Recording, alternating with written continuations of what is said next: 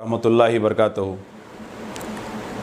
आज मैं उस्मान मोहम्मद ख़ान आप तमाम के बीच ऑनलाइन आया हूँ। अपने कुछ ख़यालात आपसे शेयर करूँ और हमारे सर के ताज उलमाए दीन जो कल चीफ़ मिनिस्टर ऑफ तेलंगाना से मुलाक़ात के लिए जा रहे हैं, उनको चंद सवालात पूछने के लिए याद दिलाऊँ।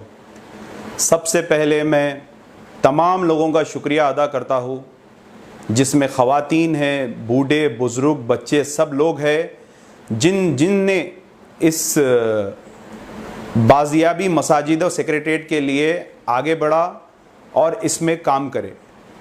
सबसे पहले मैं जॉइंट जेएसी के मुश्ताक मलिक साहब का और उनकी तमाम टीम का तहे दिल से शुक्रिया अदा करता हूँ, जिन्होंने 1 मिलियन सिग्नेचर मुहिम का आगाज़ किया और अवाम को बेदार किया कि सेक्रेटरीट के 2 मसाजिदों को शहीद कर दिया गया। और मैं अमजदुल्ला ख़ान साहब का शुक्रिया अदा करूँगा, जिन्होंने काफ़ी आवाज़ उठाई। मैं मोहम्मद अली शब्बीर साहब का शुक्रिया अदा करूँगा, उन्होंने सबसे पहले अपने घर पे काला सियाह झंडा लगाकर एक 30,000 सियाह झंडे पूरे तेलंगाना में डिस्ट्रिक्ट पे लगाए। और मैं मतीन शरीफ साहब का शुक्रिया अदा करूंगा, जिन्होंने स्टिगर की मुहिम निकाला। और मैं पीर शब्बीर साहब का शुक्रिया अदा करूंगा, उन्होंने जेल भरने के लिए और सीएम को वार्निंग दी। और मैं ख्वाजा बिलाल साहब का शुक्रिया अदा करूंगा, जो हाई कोर्ट से लेके सुप्रीम कोर्ट तक इस मसाजिदों के लिए आगे निकले। मैं टीआरएस के एक बड़े मुजाहिद है खमरुल हक साहब, वो रनिंग सियासत की पार्टी को छोड़कर भी मसाजिदों के लिए आगे आए। मैं तहे दिल से उनका शुक्रिया अदा करूंगा। और मैं काफ़ी लोग हैं जिनके नाम मैं भूल रहा हूँ, और मौलाना जाफ़र पाशा साहब जो हर खुतबे में हर बयान में लोगों को याद दिलाए कि हमारे मसाजिदें शहीद हो गई, तो मैं तहे दिल से उनका और जिसका नाम भूल रहा हूँ और फर्दन लोगों का जिसके पास ईमान और जज्बा है, जो बग़ैर कोई हिचक के और झिझक के इन मसाजिदों के लिए और ये जो भी हमारे साथ गलत हुआ इसके लिए आ गया है, मैं तहे दिल से उस्मान मोहम्मद ख़ान उनका शुक्रिया अदा करता हूँ। अब मैं आता हूँ हमारे उलमाए दीन पर। उलमाए दीन हमारे सर का ताज होती है और उलमाए दीन वारिसुल अंबिया होती है। अब कोई नबी आने वाले नहीं है। ख़ातमुन नबी मोहम्मद मुस्तफ़ा सल्लल्लाहु अलैहि वसल्लम हमारे आखिरी नबी है, और अंबियाओं की जो विरासत होती है वो उलमाए होती है, और उलमाओं को उनकी बराबरी कोई नहीं कर सकते हैं। मगर आज हमारे उलमाओं को, ख़ास तौर से तेलंगाना के उलमाओं को, बच्चे बिरयानी खाने जा रहे हैं, फलां जा रहे हैं, ये जा रहे हैं, बहुत तकलीफ हो रही है, क्योंकि उलमाओं का दर्जा, उलमाओं का रुतबा ऐसा है कि हम आपके पीछे रहते हैं। आप जब खुतबा देते हैं, आप कुछ बोलते हैं तो हम आपकी आवाज़ पे लब्बैक बोलते हैं। तो ये तमाम चीज़ों का मैं आप लोगों को इसीलिए जिक्र कर रहा हूँ। आप लोग जिससे कल मुलाकात करने के लिए जा रहे हैं, वो शख्स है जो मुसलमानों के वोट से जीतकर हुकूमत में आया है, के चंद्रशेखर राव, जो इस तेलंगाना स्टेट का चीफ मिनिस्टर है। उन्होंने, याद रखिए आप लोग, उनसे चंद सवालात करना है, लेकिन पहले उन्हों कौन है मैं आप लोगों को इंट्रोडक्शन इसीलिए दे रहा हूं ताकि याददाश्त हमारी थोड़ा ताज़ा हो जाए। उन्हों आर्टिकल 370 में सबसे पहले बढ़ चढ़कर हिस्सा लिए। ट्रिपल तलाक में साथ देने वाले हमारे के चंद्रशेखर राव साहब है। बीजेपी के ऑल इंडिया के जो हमारे प्रेसिडेंट का इलेक्शन हुआ था, उसमें भी आपने बीजेपी को वोट किया, रामनाथ कोविंद को वोट किया। उसके बाद वाइस प्रेसिडेंट में भी उन्होंने वेंकैया नायडू को वोट किया। उसके बाद उन्होंने फिर मुसलमानों को इतनी तकलीफ दी है, नोटबंदी में भी उन्होंने नरेंद्र मोदी का साथ दिया। आपके वोट से हर बार आपको धोखा देते गए। तो हम उलमाए दीन भी जब आगे निकल के केसीआर को वोट डालने के लिए बोले, कई तंजीमें निकल के बोली कि केसीआर को वोट डालने के लिए, चलिए अवाम डाली, अवाम केसीआर को मौका दी। मगर ये केसीआर उसके बाद अवाम को क्या क्या वादे करे। 12% रिजर्वेशन देते बोले, 12% रिजर्वेशन नहीं दिए। वक्फ बोर्ड को जुडिशियल पावर देते बोले, वक्फ बोर्ड को जुडिशियल पावर नहीं मिला, आज वक्फ की जायदादें तबाह ताराज हो रही है। वक्फ बोर्ड के पास इतना हक नहीं है कि वो सवाल कर सके या कोई केस बुक करा सके। और यही के चंद्रशेखर राव साहब ने बोला कि मीर मोमिन की पहाड़ी के पास, दरगाह के पास एक्सेलेटर लगाते बोले, वो भी नहीं लगाए। उसके बाद इस्लामिक सेंटर बनाते बोले, इस्लामिक सेंटर भी नहीं बनाए। शमशाबाद के पास बेहतरीन हज हाउस बनाऊंगा बोले, हज हाउस भी नहीं बनाए। मुसलमानों को रिजर्वेशन दूंगा बोले, नहीं दिए। ओल्ड सिटी को 10,000 करोड़ रुपए लगाऊंगा, इस्तांबुल बनाऊंगा बोले, वो भी नहीं करे। और केसीआर साहब वो शख्सियत है जिन्होंने हाईवे से, ORR से, रेलवे स्टेशनों से, बस स्टॉप से, गवर्नमेंट इदारों से, स्कूलों से, पुलिस स्टेशनों से उर्दू को गायब कर दिया। दूसरी लैंग्वेज नहीं, आखिरी लैंग्वेज भी नहीं रखे उन्होंने उसको। तो ये आप लोग दिमाग में रख के जाइए आप किस से बात करने जा रहे हैं। और मैं आप लोगों को चंद और चीजें बोलूंगा जिसमें आलेर का इनकाउंटर है। ऐसे कई चीजें हैं। जहांगीर पीरा की दरगाह को के चंद्रशेखर राव साहब 50 करोड़ रुपए से डेवलप करने वाले थे, या इनकी हुकूमत औरंगजेब आलमगीर के जैसा 50 साल की तो नहीं है, 6 साल गुजर चुके हैं इनके, अब तक एक चीज नहीं हुई। ना माइनॉरिटी में फाइनेंस मिला किसी को, ना कुछ माली मदद मिली। माइनॉरिटी कमीशन का जितना भी फंड है वैसे ही चले जा रहा। तो मैं हमारे उलमाए दिन को गुजारिश करता हूं, एक टाइम था हमारे मौलाना आखिल हुसैन हुसामी साहब सेक्रेटरिएट के मसाजिदों को रिस्टोर करने के लिए काफ़ी मेहनत करे थे और आप संगे बुनियाद रखे थे। और अब्दुल रहीम कुरैशी साहब, उन्होंने भी मस्जिद हाशमी की बुनियाद रखी थी कांग्रेस के दौर में जब शबीर अली साहब वजीर थे। तो मैं आपको इसीलिए याद दिला रहा हूं कि आज कोई मसाजिदों के लिए बात नहीं कर रहा है। अब मेरी बात को थोड़ा तवज्जो फरमाइए।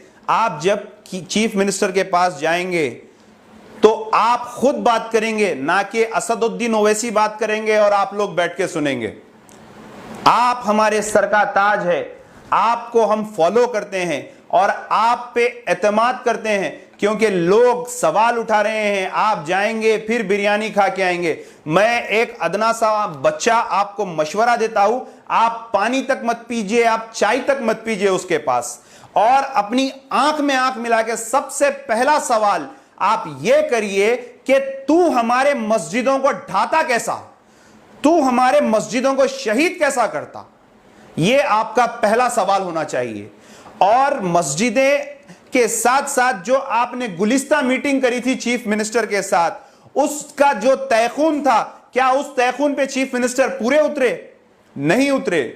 एक खाना मस्जिद फिर से याद दिलाइए। जब आप लोग बैठेंगे तो ये तमाम चीज का कमिटमेंट लेके आइए ताकि हम आपको फिर अपने सर का ताज के समझ के आप पे गुरूर कर सके, ना कि हम अफसोस कर सके कि हमारे उलमाए दीन ऐसे क्यों हो गए।